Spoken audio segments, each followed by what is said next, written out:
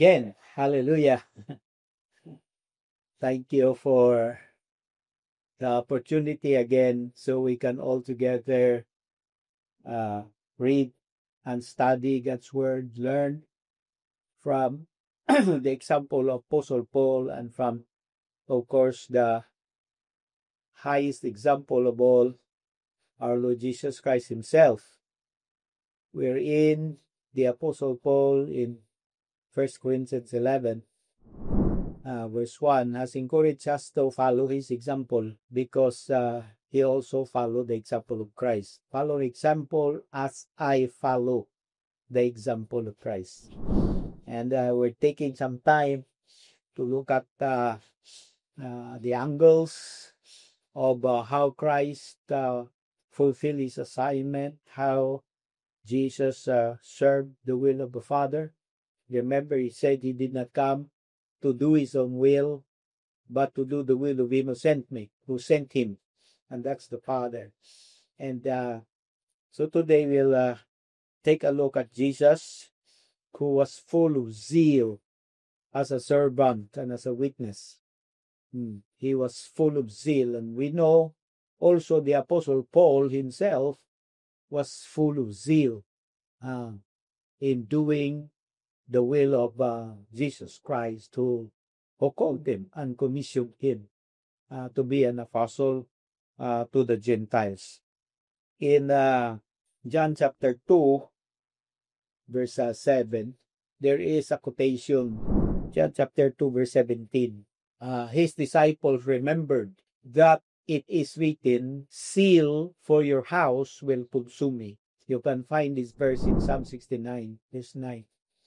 And the occasion for this one here is when Jesus went to the temple and finding out that the temple was misused for the purpose, against the purpose that it was built. It was built to be the house of the Lord. People will have to come there to worship the Lord, to offer sacrifices unto the Lord, to hear the word of the Lord. And yet, during this time when Jesus went inside the temple premises, he found out that it was turned into a marketplace. And so as we read what happened, he overturned the tables, he threw away the coins, he made a whip and drove away those who were misusing and abusing the holy place that belongs to God. And then the disciples remembered what was written in Psalm 69, "Zeal for your house will consume me." And this is the picture of Jesus Christ setting for us an example that when we do the will of the Father, we must be people who are full of zeal. Zeal for the work of God, zeal for the honor and the glory of God, zeal for the advancement of the kingdom of God is what should consume us all throughout, just like Jesus himself. Now in John chapter 4, in verse 31, meanwhile his disciples urged him, "Rabbi, eat something." And then, but he said to them, "I have food to eat that you know nothing about." Then his disciples said to each other, "Could someone have brought him food?" "My food," Jesus said, this is in verse 34 now, "my food," Jesus said, "is to do the will of him who sent me and to finish his work." There are two things here that we need to learn about zeal. Zeal is like food that will give you the energy, the drive, so that you will do the will of the one who sent you. Zeal is what will make you do the assignment that was placed on your back. And Jesus said, "So my food," which means that which strengthens me, that which sustains me, is to do the will. Doing the will is like food to me. It sustains me. It strengthens me. It makes me energetic. in everything that I do. Why? Because, there was zeal inside of him, brought about by the food. But the food did not come from material food. It was the food, the word of the Father that's been spoken to him regularly. We all know that man will not live by bread alone, but by every word that comes out of the mouth of God. When we have a regular feeding of God's word, we know that our strength, increases inside us, and we become full of passion, full of zeal, and we do what we do because there is the sustaining grace of God at work in their life. Also, the second one in the verse is that the zeal will help us finish the assignment. Jesus said, my food is to do the will of him who sent me and to finish his work. Can you say the line, finish his work? Because many people, just like the rest of ordinary people, we're all good at, starting a venture, starting a business, starting in school, whatever. We're usually good in starting, but many of us, or only a few of us, are very good in finishing. And successful people are finishers. They're not just starters, but finishers. But what will make you finish what you have started is zeal. And that zeal comes from the Lord. When you listen carefully to him and talk to him all the time, that's exactly what happened in Jesus' life. We also see the same from the Apostle Paul. In Romans chapter 12, verse 11. Romans 12, verse 11. Paul was saying, never be lacking in zeal, but keep your spiritual fervor. Fervor and zeal is the same, only in different spelling. Serving the Lord. So when we serve the Lord, we should serve the Lord with zeal, full of zeal. Should not be lacking in zeal. We can be lacking in education, lacking in training, lacking in money, lacking in height, lacking in weight, whatever, lacking in beauty, all of those, it's okay for as long as we are not lacking in zeal, lacking in wisdom. Some people, they just have regular wisdom, very limited knowledge and understanding. But what is lacking in wisdom? They compensate with zeal. They have so much zeal. They have so much passion. They're aggressive in fulfilling their assignment. And that's the reason why they accomplish so much more compared to people who are wise, so-called wisdom, knowledgeable, highly educated, but they do not have zeal. Many of the educated people, their education did not help them to develop passion and zeal. They instead become full of themselves and hardly able to work anymore. They're afraid of laboring and toiling and working. They're afraid of serving up until the wee hours of the morning. They are counting their effort in terms of how much money they will get. There is no more zeal that comes of that. You see? So Paul is telling us, never be lacking in zeal, but keep your spiritual fervor. Also, zeal will help you notice when there are misuses. We already mentioned this, because when Jesus, because of the zeal that was on him, visited the temple, he immediately noticed the misuses and the abuses that's happening there, and he acted accordingly. He did not leave the premises without doing something. He did an action which could have resulted in him being arrested, being put into jail, or maybe being, brutally treated. However, he did not care, for as long as he could express his zeal and his passion right before the eyes of people. Also, when you have zeal, you can see harvest opportunity. This was the case of Jesus in John chapter 4, when he was by the well in Sychar, and there was a woman who came along by and by, and for him, it was an opportunity to witness.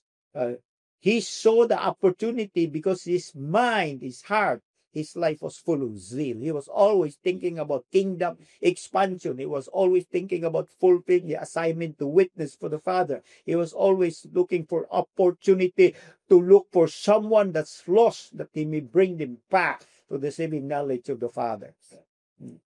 Zeal sees an opportunity.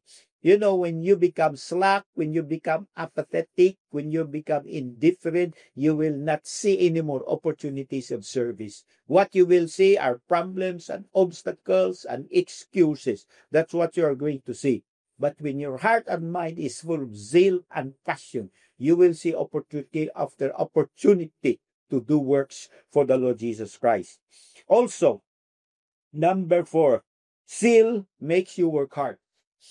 Zeal makes you work hard. What do you think drives Jesus Christ? When he prayed, we all know that he would wake up very early in the morning.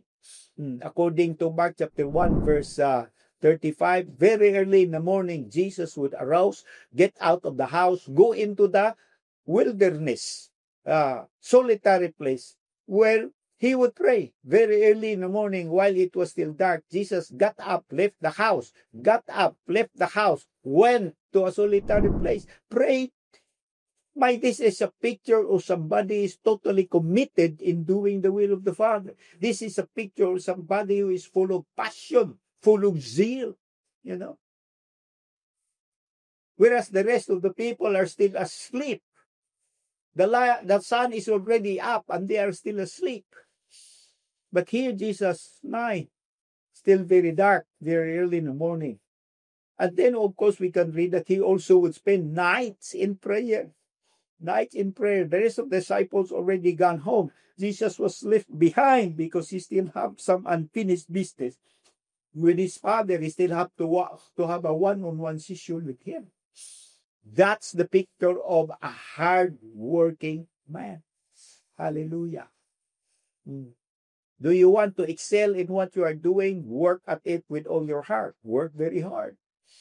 Work with passion. Work with zeal. Hallelujah. Zeal makes you work hard. Zeal makes you work hard. In Romans chapter 16, this is an interesting chapter. This is the last chapter of Paul's letter to the Christians in Rome. And I will go through some names here, which Paul intentionally made mention, in this end of the letter. I commend to you our sister Phoebe. What's the name of the lady? Phoebe, a servant of the church in Cenchrea. I ask you to receive her in the Lord in a way worthy of the saints, and to give her any help she may need from you. Why? For she has been a great help to many people, including me. So what kind of lady was Phoebe? Was she a lazy woman? No. She was a very helpful woman. She had offered great help to many people, including the Apostle Paul. Then, of course, he mentioned Greek Priscilla and Aquila, my fellow workers. Can you say the word workers? Workers in Christ Jesus. They risk their lives for me. They risk their lives for me. Who risked their lives? For the Apostle Paul. Priscilla and Aquila. And they were business people. They were busy people. Their hands were full with all the things going around them. They have a family, they have children most likely, and yet they risk their lives for the Apostle Paul. And then it's mentioned in the next verse, greet also the church that meets at their house. Imagine that. They were already put in a very difficult situation, Paul was in danger, they too were in danger, but they risked their lives on behalf of Paul, and yet at the same time, they did not abandon their work. They have a gathering of Christians in their house, aside from the fact that they have to earn a living in order to support themselves. Then you go to Mary in verse 6. In verse 6, it tells us about Mary. Greet Mary, who worked very hard for you. And he was telling the Christians in Rome, greet Mary for me. Say hello to Mary for me. That lady, she works very hard for you. I don't exactly know what Mary were doing. Maybe she was visiting them house to house to encourage them, to pray for them, to listen to their stories so that she can bring these testimonies to inspire others. Or maybe she visited them because they have needs and she can inform others about their needs. So all together, many can pray for those needs.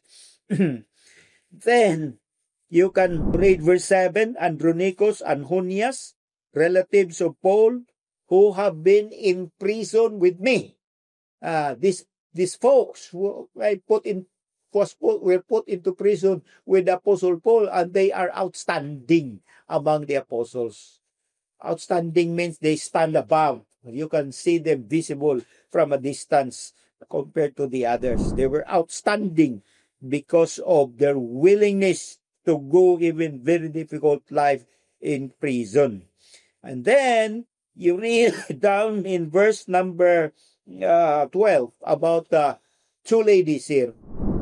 Greet Tryphena and Tryphosa. Most likely they're twins, Tryphena and Tryphosa. Those women who work hard in the Lord. Women who work hard in the Lord. Then another woman, greet my dear friend Persis. Another woman who has worked very hard in the Lord.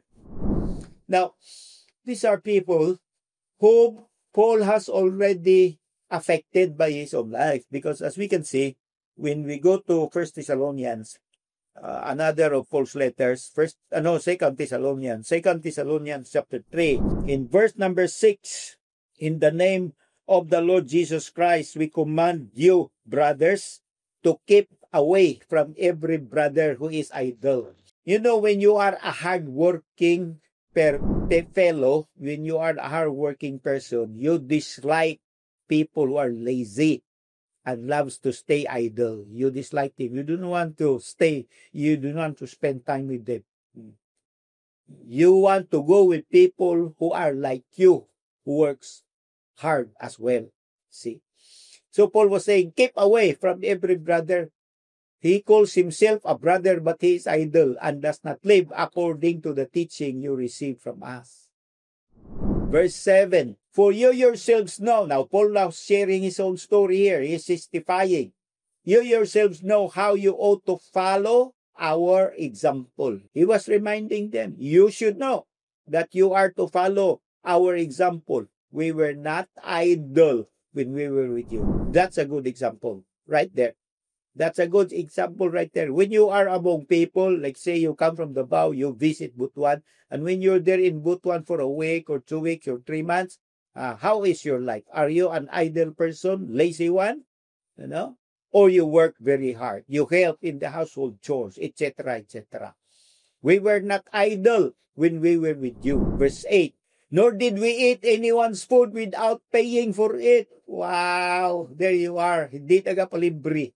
We did not eat anyone's food without paying for it. Not necessarily paying it with money, but you can pay with your services. You can pay by working very hard in the house, wash the clothes, wash the kitchen, wash the bathroom, wash the toilet, you can contribute. That's what Paul was saying. On the contrary, we work night and day, laboring and toiling, so that we would not be a burden to any of you. There you are. Paul was giving us an example to follow because he was following the example of Jesus Christ. Zeal will make you a hard-working person. Not only about your work, wherein you receive remuneration, so you will have money to spend for your family, to pay for the bills, etc., but work in relation to the calling as a follower and believer in Jesus Christ. You must be a hard worker, my brothers and sisters. So I'm sharing this with you, precious BCC people, so that we will apply this in our own life. We will work very hard. Remember, we are not working for men. We are not working for money. We are not working to become famous. We are working for the Lord. And He deserves the best from us because He has given His best for us. His very life He offered on the cross. Until the last drop of His life, He expended it all for us. And so we are to do the same for His glory and for His honor. and for the benefit of this church. Hallelujah. Praise be to God. And then somehow there are other things that Paul was saying here in chapter 3, 2 Thessalonians, for even, in verse 10, for even when we were with you, we gave you this rule. If a man will not work, he shall not eat. We hear that some among you are idle. They are not busy. They are busy bodies. Such people we command and urge in the Lord Jesus Christ to settle down and earn the bread they eat. And as for you, brothers, never tire of doing what is right. Never tire of doing what is right. Now, here the word tire is not a noun. It is a descriptive word, an adjective. Never tire. Ayaw kakapoy sa pagbuhat kung unsa ang taba. Unfortunately, when it comes to doing what is wrong, so many people do not get tired.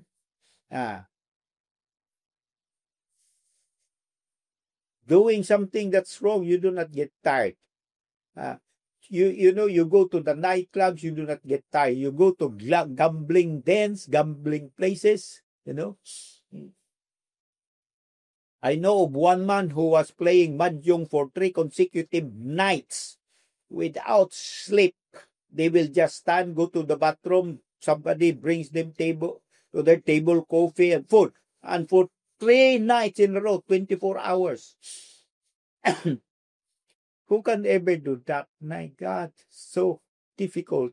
And yet they were doing it for something that's not right, something that was wrong. They were missing their families. Their families missed them. They were not able to go to the job because they were there stuck up doing those wrong things. And yet they did not get tired. That is why so many people who are bound by vices do not stop. Why? They have not yet felt the tiredness of their vices. And when it's time for them to stop, it's too late. When it's time for them to stop, it's too late. Very unfortunate, you know. But here, never tire of doing what is right. You heard of the word retire. Retire? What does that word retire means? It means you have stopped working. You retired from work. But the other meaning of that is means again. Usually when there is a word before a noun or before a verb, I should say.